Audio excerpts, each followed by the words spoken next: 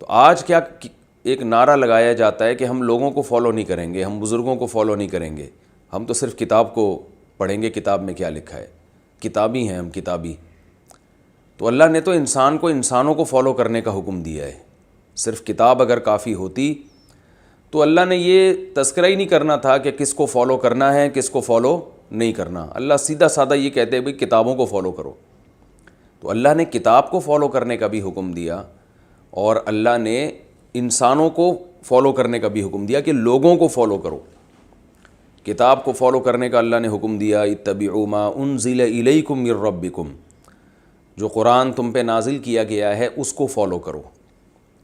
ساتھ ساتھ اللہ نے یہ بھی فرمایا واتبع سبیل من اناب الی، جو میرے راستے پہ چل رہے ہیں ان لوگوں کے راستے کو فالو کرو، انہی کے پیچھے پیچھے چلو، دیکھو وہ ان کا راستہ کون سا ہے تو تم بھی اسی راستے کے پیچھے پیچھے چلو۔ تو اللہ تعالیٰ نے انسان کو انسانوں ہی کو فالو کرنے کا حکم دیا ہے۔ اس سے یہ جو نعرے لگ رہے ہیں نا کہ ہم کسی کو نہیں مانتے، بس جو کتاب میں ہم لکھا ہے میں اس کو ڈائریکٹ فالو کروں گا، یہ غلط، اس دعوے کا غلط ہونا ثابت ہوتا ہے۔ جو قرآن کو فالو کرتا ہے وہ ان لوگوں کو ہی کو فالو کرنا پڑے گا جو پہلے سے قرآن کو فالو کرتے آ رہے ہیں، انہی کے پیچھے چلنا پڑے گا آپ کو، انہی کی اتباع کرنی پڑے گی۔ مشرکین مکہ اپنے باپ دادا کی اندھی تقلید کرتے تھے۔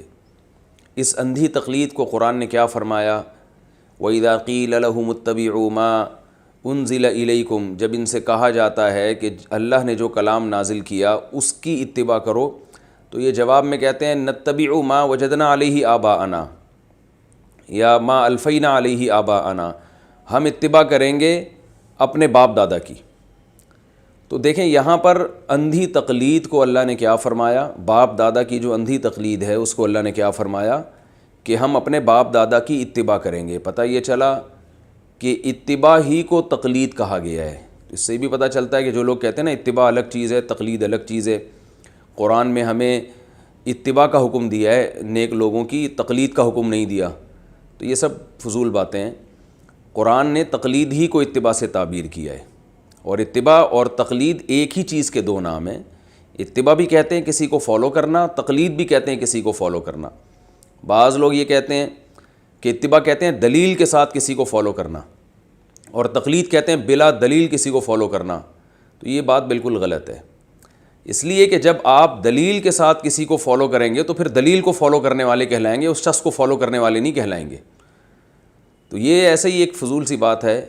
کچھ اصطلاحات ہیں جس پہ علماء نے بھی کچھ لکھا ہے تو وہاں سے خام خامے کھینچ تان کر کے لوگ غلط مطلب نکال لیتے ہیں۔ اس کی سب سے بڑی دلیل جو میں دعویٰ کر رہا ہوں قرآن مجید کی آیت ہے، بالکل واضح ہے کہ اللہ تعالیٰ نے جو مشرکین مکہ ہیں نا ان کو کیا فرمایا کہ یہ اپنے باپ دادا کی اتباع کرتے ہیں، تو بتائیں کیا وہ دلیل سے اتباع کیا کرتے تھے؟ وہ تو ظاہر اندھی تقلید کرتے تھے۔ اس اندھی تقلید کو اللہ نے اتباع ہی کے لفظ سے تعبیر کیا ہے۔ ہاں یہ آپ کہہ سکتے ہیں کہ ہم بھی اگر باپ دادا کی اتباع کریں گے یا مجتہدین کی اتباع کریں گے تو وہ بھی اندھی تقلید کہلائے گی، تو یاد رکھیں وہ اندھی تقلید نہیں کہلائے گی، وہ تقلید علی وجہ البصیرہ کہلائے گی۔ اس کی دلیل بھی قرآن مجید کی اس آیت میں موجود ہے کہ اللہ نے جب ان سے کہا نا کہ اللہ کے جو نازل کیا اس کی اتباع کرو، تو یہ جواب میں کیا کہتے ہیں، ہم اپنے باپ دادا کی اتباع کریں گے۔ تو اللہ نے ان کی دلیل میں یہ نہیں کہا کہ یہ اتباع غلط ہے، بلکہ کیا فرمایا، اولو کان آباؤہم لا یعقلون شیئا ولا یہتدون، اگرچہ تمہارے باپ دادا میں عقل بھی نہ ہو اور سیدھے راستے پہ بھی نہ ہو، پھر بھی ان کی اتباع کرو گے۔ تو اللہ نے ان کے جو باپ دادا کے پیچھے چلنے کو برا قرار دیا، اس کی دلیل اللہ نے یہ بیان کی ہے کہ باپ دادا خود سیدھے راستے پہ نہیں ہیں، وہ خود بے عقل ہیں اور ہدایت پر نہیں ہیں۔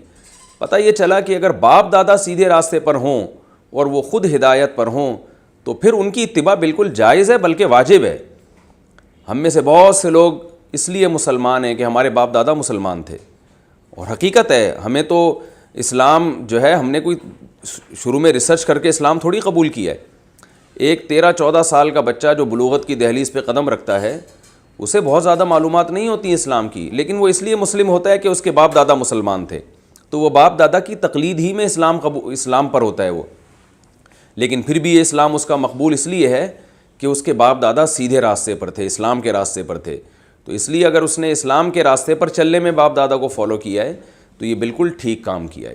تو اس سے ہمیں یہ صاف پتہ چلتا ہے کہ تقلید کی دو قسمیں ہیں، ایک اندھی تقلید اور ایک تقلید جو علی وجہ البصیرہ ہو۔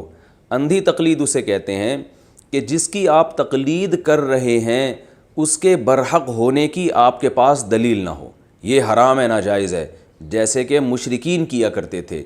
اور تقلید علی وجہ البصیرہ وہ ہوتی ہے کہ جس کی آپ اتباع کر رہے ہیں اس کے برحق ہونے کی آپ کے پاس دلیل موجود ہو۔ تو یاد رکھیں تقلید یا اتباع ہر شخص کرتا ہے، بعض مان کے کرتے ہیں، بعض نہیں مانتے۔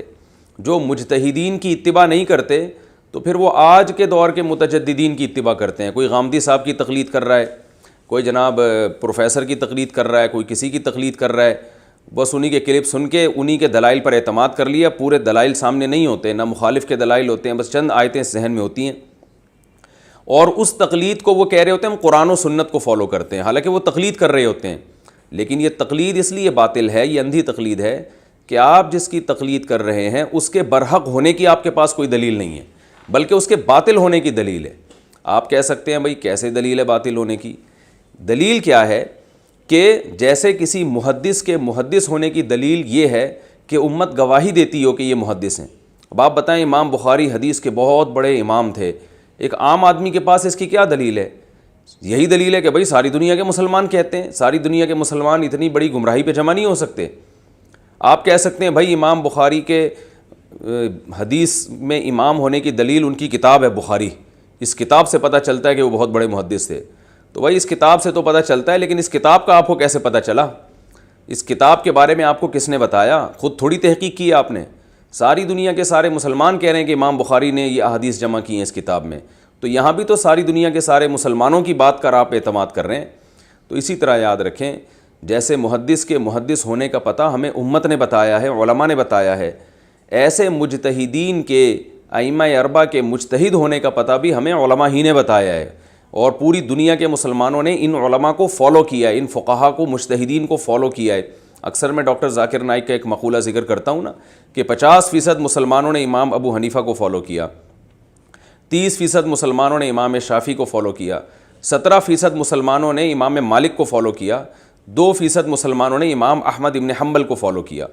تو یہ جو، اور یہ بھی آج ہے، ورنہ اس سے پہلے تو یہ تعداد اور زیادہ تھی، یعنی بجائے 75 کے 50 کے ہو سکتا ہے 75% مسلمان امام حنیفہ کو فالو کرتے رہے ہوں۔